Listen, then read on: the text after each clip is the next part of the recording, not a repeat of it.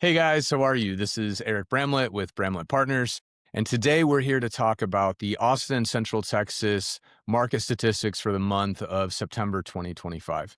Before I dive into it, I want to acknowledge that we're going to bounce back and forth between national leading indicators and local market statistics. I expected to see more movement this month than we did, and that was due to the drop in mortgage rates. And we didn't see a lot of movement in pricing, and we didn't see a lot of movement in pending units, but we did see sold units, which are a lagging indicator. So I'll dive in here in one moment, but one more reminder that real estate is hyper local and hyper situational. So if you'd like to discuss your specific situation, if you're a buyer or a seller who'd like to strategize, please reach out to us. If you are a real estate professional who would like to talk about your specific situation, or if you'd just like to chat about the statistics in your perspective, please reach out to us as well. You can find us with the information in the description below. With all that said, let's go ahead and dive into the stats. Starting off, we're looking at the entire metro area. This includes both new builds and resale properties. New builds generally account for around 20% of the overall sales. And whenever we look at the total market, what you'll see first is that total sales are up 13%, which is great. We love seeing that. Total sales are a lagging indicator, meaning they went under contract generally 30 to 60 days previously. Where we tend to look is we look at under contract and pending, because that shows us the most up-to-date indication of where the market is right now. And you can see that under contract and pending dropped 4.3%, which is very counterintuitive because we did see mortgage rates drop by 0.5 point during this time. So that's what made me scratch my head. And we'll dig into that a little bit more in just a moment. You'll see that new listings declined by 2%. And then what we didn't like to see here is that we saw average sold price, median sold price, average sold per square foot, and median sold per square foot all declined slightly, anywhere from -1% to -3.2%. Now, that's not huge movement, but again, it's not the direction that we like to see things go. So we dug in a little bit further and we looked at resale only. Now, builders and resale sellers behave differently whenever they sell their properties. Builders have no utility for the property. If they can't sell it, they're not going to rent it out. They're not going to live in it. Whereas home sellers generally can rent the property out, or they can just stay put if they don't get the price that they want. So when we carve out new builds, you'll see that the average sold price, median sold price, average sold price per square foot, and median sold price per square foot all looked positive, with the exception of median sold price per square foot. So that's the difference. Sellers in resale properties will generally be a lot stickier on their price than home builders will. And you can see that as well in the number of withdrawn and expired listings, which increased 17% versus 2024. Now, active listings also ticked up 10.9%. And then total under contract and pending actually declined even further at -9%. So this is how the resale market behaves. This is what most home sellers who are listening today will look at. This is what most buyers will look at, and what most real estate professionals are looking at. What most buyers and sellers want to know is it a good time to buy and is it a good time to sell? It can't be both, right? So we translate that to, is it a safe time to buy and is it a safe time to sell? Generally speaking, buyers and sellers want to know, is are prices going up or are prices going down?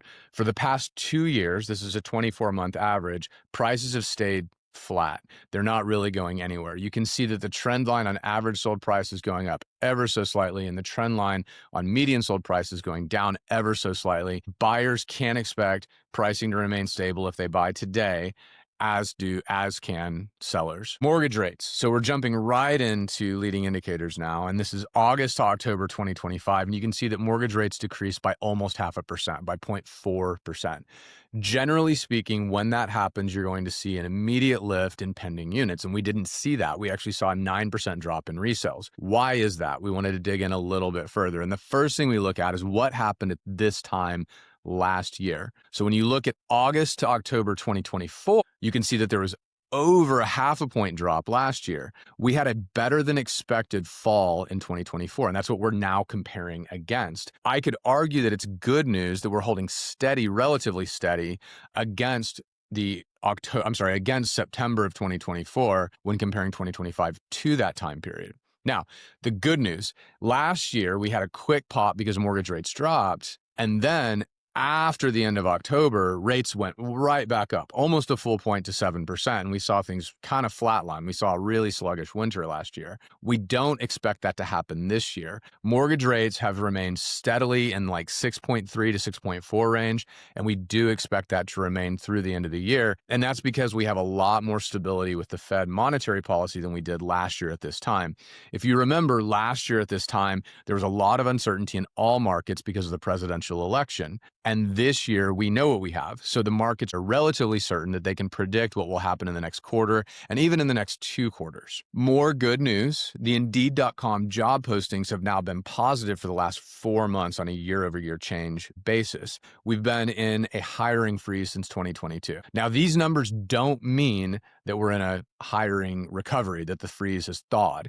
What this means is that things are simply not getting worse. And the numbers look good. They're up 20% in the month of September. They were up 20% in the month of August, and we want to see that remain. When you back it out, though, and you look all the way back to January 2022 to present, you can see that we have a long way to go. So we just had a straight line decline in the number of jobs in Austin from the peak in 2022, and we have been bumping across the bottom now for about 2 years now.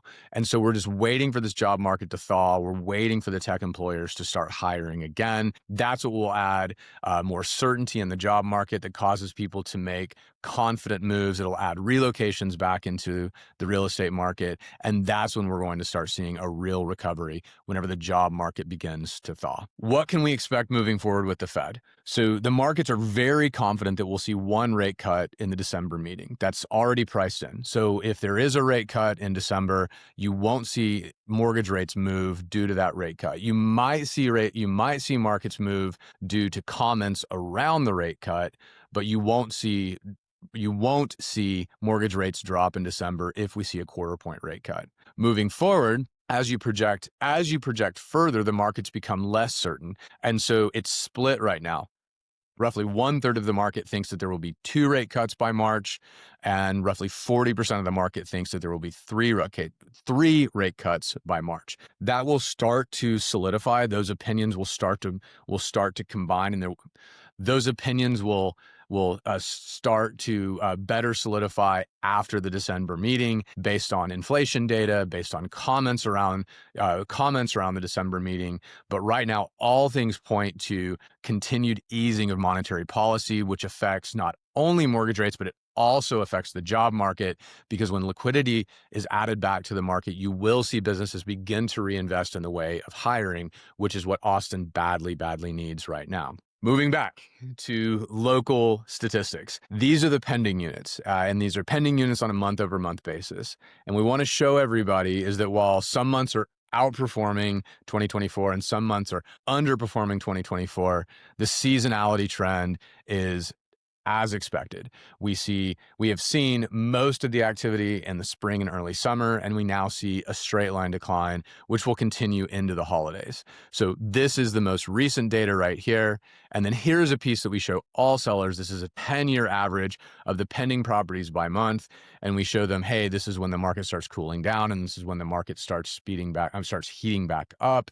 And so as a seller, you don't want to go into the fall or winter with the expectation that the market will improve. If we see these leading indicators continue to improve, we see the job market start to improve, we see mortgage rates continue to go down, you're not going to see a fall or winter that's on fire. And the reason for that is because of the holidays. And so most buyers don't want to buy around the holidays. Most sellers don't want to sell around the holidays. And it really doesn't matter what's going on in the broader economy in that context. What can happen is if the broader economy is improving, we will see a better spring in 2026 than we saw in 2025. And that's what we're hoping for right now. This is one of my favorite slides. The right question you want to ask is, no matter what the market conditions are, what can I do to be successful? So this is a reminder that we can't control the market. We can only control how we react to the market, and you can only control your own strategy. So it's very important to understand what is happening with the market right now